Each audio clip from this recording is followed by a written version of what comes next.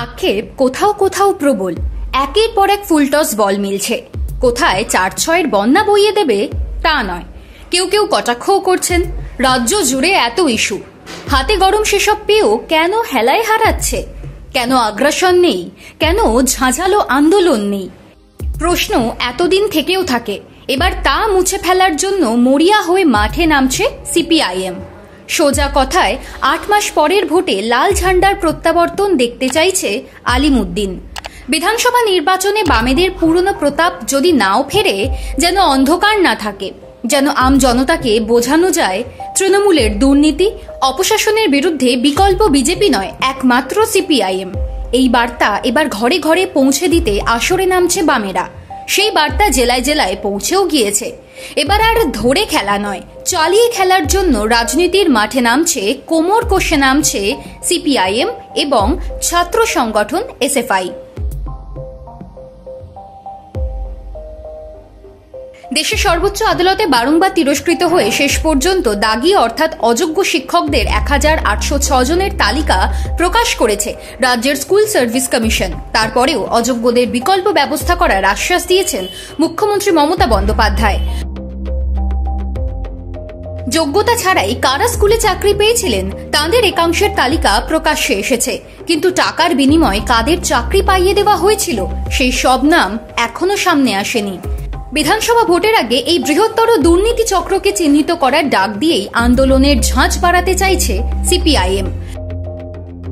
জেলায় জেলায় স্থানীয় স্তরে প্রতিবাদ সংগঠিত করার জন্য বার্তা পাঠানো হচ্ছে দলের রাজ্য নেতৃত্বের তরফে।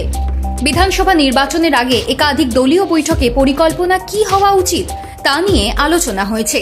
তাতে বারবার বলা হয়েছে স্থানীয় ইস্যু যা সাধারণ মানুষের দাবির ভিত্তিতে উঠে আসছে তাতে ফোকাস করা। চাকরি দুর্নীতির শিকড় সারা রাজ্যে ছড়িয়ে রয়েছে। মধ্যবিত্ত, নিম্নবিত্ত অসংখ্য পরিবার এর খেসারত দিয়ে চলেছে। আন্দোলনের জন্য এর থেকে বড় ইস্যু আর কি হতে পারে? তাই দেরিতে হলেও শিক্ষা দুর্নীতি নিয়ে এতটা তৎপর হতে চাইছে বামেরা। শুধু তাই নয়, তৃণমূল এই শিক্ষা দুর্নীতিতে বেশ চাপে। সেই চাপ বাড়ানোর জন্য আগ্রাসী আন্দোলনের দরকার তাও বুঝতে পারছে আলিমুদ্দিন, যে কারণে জেলায় জেলায় গিয়েছে বার্তা। রাজ্য সরকার তথা এসএসসি যোগ্য ও অযোগ্যদের তালিকা পৃথক করতে না পারার জেরে সুপ্রিম কোর্টের রায়ে 26,000 শিক্ষক ও শিক্ষাকর্মীর চাকরি বাতিল হয়েছিল গত এপ্রিল মাসে। তারপর থেকে আদালতের নানান এজলাসে দাগিদের রক্ষা করার লক্ষ্যে টানা সওয়াল চালিয়ে গিয়েছে রাজ্য। এই গুরুতর অভিযোগ বারবার উঠেছে। বিরোধীদের দাবি, দাগি বা অযোগ্য শিক্ষক ও শিক্ষাকর্মীর যদি মুখ খুলে চাকরিকাণ্ডে নেপথ্যের কুশীল বদের নাম বলে দেন তাহলে সরকারের বিড়ম্বনা আরও বাড়বে। সেই তাগিদেই তাঁদের জন্য সুরাহার বন্দোবস্ত করতে সরকারের শীর্ষস্তর এখন মরিয়া। এই প্রেক্ষিতে সিপিএম এর আহ্বান, কাদের ঘুষ দিতে হয়েছিল চাকরির জন্য সেই নাম ধাম কেউ বলতে চাইলে তাঁদের পাশে দাঁড়িয়ে লড়াই চালাবে দল। সংশ্লিষ্ট অভিযোগকারীকে সহায়তা দেওয়ার জন্য দলের সমস্ত সংগঠনকে পরামর্শ দিচ্ছেন সিপিআইএম এর রাজ্য নেতৃত্ব। দাগি তালিকা প্রকাশিত হওয়ার পরে বিধানসভার ভিতরে ও বাইরে সরকারের বিরুদ্ধে সুর চড়িয়েছেন বিরোধী দলনেতা শুভেন্দু অধিকারী। এই প্রশ্নে কেন্দ্রীয় কর্মসূচিতে বামেদের তুলনায় বিজেপির দৃশ্যমানতাও বেশি। সিপিআইএম এর নানান সংগঠন কেন শিক্ষা দুর্নীতিকে হাতিয়ার করে সেভাবে ঝাঁপিয়ে পড়ছে না তা নিয়ে দলের অন্দরে প্রশ্নও আছে। তবে রাজ্য নেতৃত্বের ব্যাখ্যা, সুপ্রিম কোর্টের রায়ের পরে তাঁরা যখন প্রতিবাদে নেমেছিলেন তখন এই শিক্ষক সমাজের একাংশই মীনাক্ষী মুখোপাধ্যায়দের গো ব্যাক স্লোগান দিয়েছিলেন। তাঁদেরই কারো কারো নাম এখন আবার দাগি তালিকায় এসেছে, ফলে বিষয়টা জটিল।